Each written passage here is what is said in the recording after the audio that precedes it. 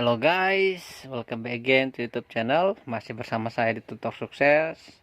Kali ini saya ingin berbagi tips dan trik masih tentang hal yang sama, yaitu tes verbal untuk adik-adik yang mau masuk perguruan tinggi ataupun buat kawan-kawan yang mau psikotes ya. Setelah kita mempelajari tes verbal sinonim dan antonim, tes yang satu ini sangat sering digunakan dalam tes di UTBK ya, dan mendominasi menurut saya, yaitu tes analogi. Tes analogi ini untuk mengukur kemampuan kita dalam mengetahui persamaan hubungan antara dua kata ya. Di sini kita harus menggunakan daya nalar kita. Untuk tipsnya saya akan kasih tahu setelah kita mengerjakan latihan soal-soal berikut ini. Kita cekidot aja. Oke guys, di sini kita telah tulis 5 nanti ya, 5 soal yang akan kita bahas satu persatu ya. Di sini masih 3 dulu yang saya tuliskan. Yang pertama kita akan mulai, biasanya sih di soal-soal UTBK atau TKPA dulu ya. Sekarang itu namanya mungkin TPS ya, tes potensi skolastik ya. Di sini atau tes analogi ya, perbandingan kata, yaitu perbandingan dua kata yang memiliki fungsi yang sama dengan benda atau kekerabatan yang tidak sama ya. Nah, di sini contoh satu, biasanya dibuat sini keras, titik-titik sama dengan titik-titik sutra. Nah, kalau kawan-kawan melihat soal seperti ini, lihat dulu opsi jawabannya ya, sampai E ya. A, B, C, D, E ya. Di sini yang kawan-kawan perhatikan, lihat ininya, ini dulu. Kata kunci trik pertama ini, perhatikan di sini sama di sini. Ya. Nah, di sini keras. Keras di sini artinya adalah, di sini mengartikan bahwa ini kata sifat ya. Ingat, kata sifat ya. Nah, sedangkan untuk sutra itu kata benda ya. Kata benda. Jadi di sini strukturnya pasti seperti ini. Kata sifat, di sini pasti kata benda. Di sini lagi kata sifat ya. Kalau saya sih gini triknya. Jadi kata sifat, kata benda. Nah, di sini kawan-kawan bisa lihat di sini kata sifat, kata benda. Berarti di sini ada kata benda ya. Nah, ini kata benda. Berarti sini kata sifat ya. Nah, di sini opsi jawabannya adalah batu halus. Nah, di sini ada batu halus. Nah, di sini kita buat batu, ya benar kata benda. Di sini kata sifat halus ya. Jadi kalau seandainya kita buat ini cocok ya dengan tips pertamanya ya. Kalau sini baja, ini indah, bisa. Ini besi, kata benda, ini ulat, bisa. Ini lembut, ini kasar, sudah pasti kita salahkan dengan trik pertama ya. Di sini benda, di sini kain, bisa ya. Yang kedua, setelah kita tahu dia trik pertama seperti ini, yang kedua kita coba logikakan kata-kata ini menjadi sebuah kalimat ya. Yang kedua, coba rangkai kata ini, kata-kata ini menjadi kata kalimat. Contoh, kita buat opsi pertama ya. Batu itu pasti keras. Nah, kalau seandainya kita sini batu ya, ini batu kita buat sini. Sutra itu pasti halus, benar ya. Ini benar ya, kita checklist dulu satu. Yang kedua, baja itu pasti keras, sutra itu pasti indah, salah ya. Nah, salah ini. Besi itu pasti keras, kata sifat ulat, salah ya. Ini pasti udah salah, karena ulat itu adalah kata orang ya, atau kata ini menyatakan hewan ya. Salah ya, bukan kata sifat dia ya. Nah, opsi C, benda kain. Benda pasti keras, belum tentu, salah. Jadi pilihan jawabannya adalah ini. Batu itu pasti keras, sutra itu pasti halus. Ya, itu kalau saya ya. Ini benar. Yang kedua adalah ini soalnya adalah kering, titik-titik sama dengan titik-titik udara. Nah, kita buat cara pertama. Kalau kering itu adalah kata sifat ya. Udara itu kita buat dia jadi udara termasuk seperti apa ya? Objek ya, objek dalam bentuk objek ya, objek aja kita buat ya. Jadi di sini nanti kata sifat objeknya, di sini juga kata sifat ya. Nah, di sini bisa langsung kita lihat ya. Kita coba ya, seleksi ya. Dari A ini sungai ruang. Sungai ruang. Ya, ini udah salah ya. Ini udah salah kita buat ya. Karena di situ pun udah salah ya. Yang kedua B-nya air. Air hampa. Objeknya air. Kata sifatnya hampa. Bisa jadi ya. Masih kita pertahankan dulu. Kita checklist aja dulu. Yang C-nya adalah gurun oksigen ya. Gurun oksigen. Kata sifat ini salah ya. Terus yang selanjutnya lahan sejuk. Bisa ya. Ini bisa jadi ya. Opsinya bisa jadi. Yang selanjutnya kita buat yang E-nya kolam angkasa. Ini udah salah ya. Angkasa kan bukan kata sifat. Nah, seperti ini. Terus tahap kedua, karena di sini ada dua opsi jawaban ya. Ada dua opsi jawaban, jadi kita buat dalam bentuk kalimat ya. Kita coba jawaban yang ini ya. Di sini jadi air ya. Air sama hampa ya. Kalau tidak ada air pasti kering. Kalau tidak ada udara pasti hampa. Ini benar ya, bisa ya. Kalau tidak ada lahan pasti kering, belum tentu ya. Kalau tidak ada udara pasti sejuk. Kita ganti lagi kata-katanya.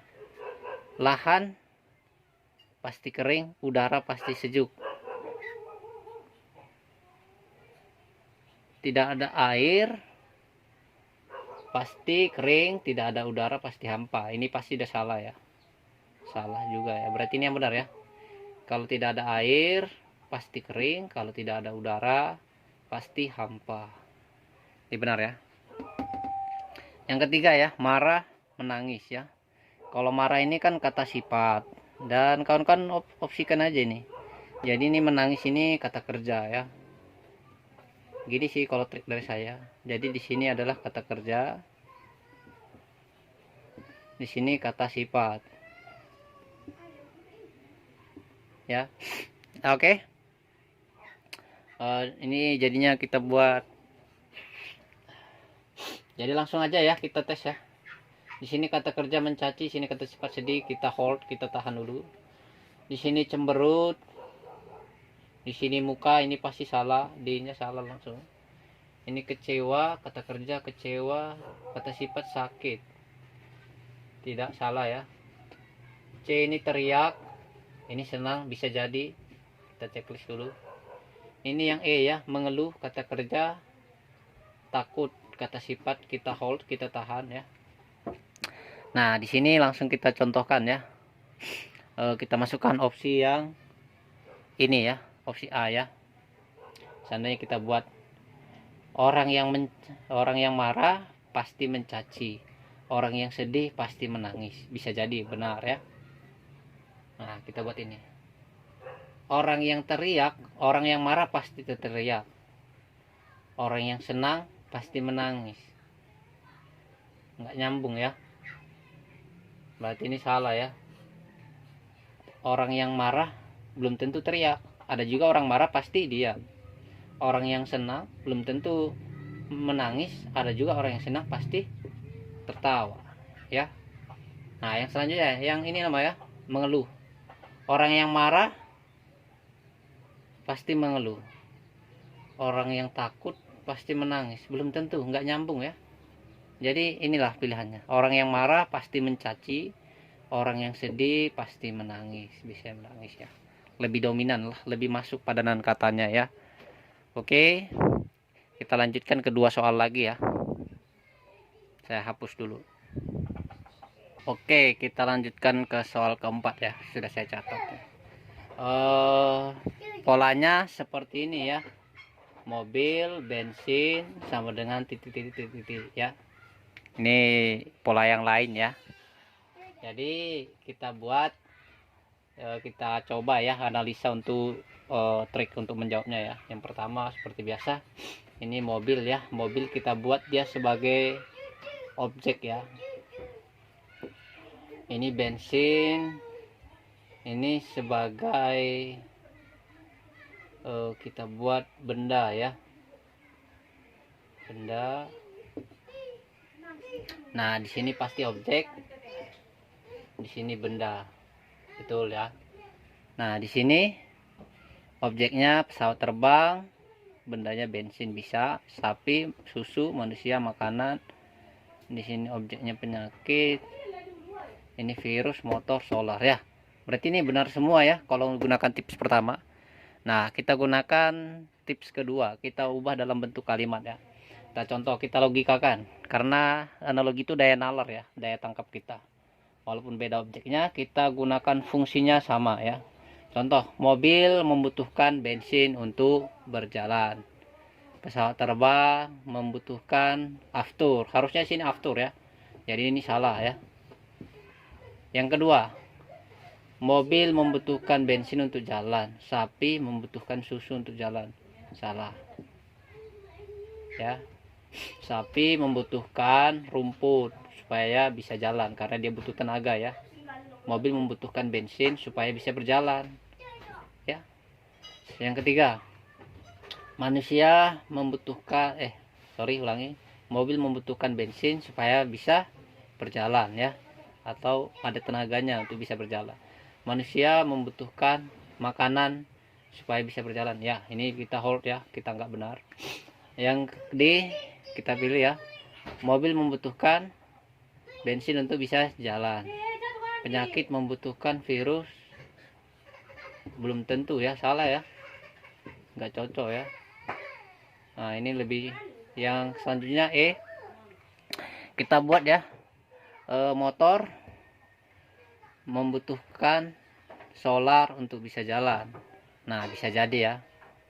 Nah, ada dua jawaban ini. Nah, kita masukkan ya, mobil membutuhkan bensin untuk bisa jalan ya, sementara motor membutuhkan solar supaya bisa jalan. Manusia membutuhkan makanan. Di sini kadang kawan-kawan pasti bingung ya. Kita lebih ke arah fungsi fungsi dari ini ya, kalimat yang kita buat ini ya. Nah, sementara itu langsung kita coba kata-kata yang lain ya. Nah, kita umpamakan mobil berjalan karena ada bensin. Manusia berjalan karena ada makanan. Untuk energinya ya, lebih ke arah energinya kita ya. Motor membutuhkan solar. Motor itu nggak pakai solar ya, bisa juga pakai bensin. Jadi ini salah ya. Jadi kita gunakan ini ya, analoginya mobil bertenaga karena ada bensin. Manusia bertenaga karena ada makanan. Ini ya, C ya. Oke. Yang satu lagi ya. Oke, kita ke soal yang kelima ya, soal terakhir ya, soal latihan terakhir. Oke, di sini kita lihat sepatu titik 2 jalan sama dengan titik 2 titik ya. Nah, seperti trik jitu kita pertama, kita klasifikasikan dulu. Kalau sepatu itu kan kata benda ya. Jadi kata benda, ini kata sifat ya. Kata kerja ya. Kata kerja. Jadi di sini juga pasti di sini kata benda. Di sini titik 2 kata kerja ya. Oke. trik pertama kita seleksi langsung. Di sini sepatu, sini jalan. Ini pensil, ini makan. Kita anggap benar asumsi. Penggaris, ini kata, ini sini harusnya kata kerja, ini kata benda ya. Ini salah. Masih gunakan jitu pertama ya. Ini sisir, ini rambut. Salah ya. Sisir memang kata benda, rambut ini juga salah, bukan ya. Kata benda juga ini rambut, nah, ya kan. Yang selanjutnya garpu, kata benda, makan kata kerja. Kita opsi benar. Buku juga kata benda, baca juga kata kerja, benar. Nah, setelah di sini kita ubah ke dalam bentuk kalimat ya. Jadi kita ubah. Sepatu digunakan untuk berjalan.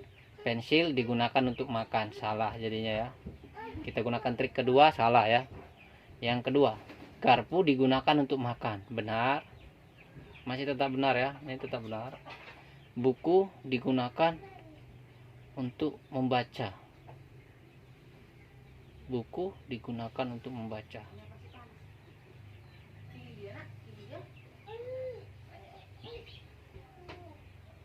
Ini salah ya. Kalau dalam segi fungsi yang tepat ya, fungsi padanan ya, daya nalar kita ya. Sepatu digunakan untuk berjalan ya. Garpu digunakan untuk makan. Ini yang lebih tepat ya.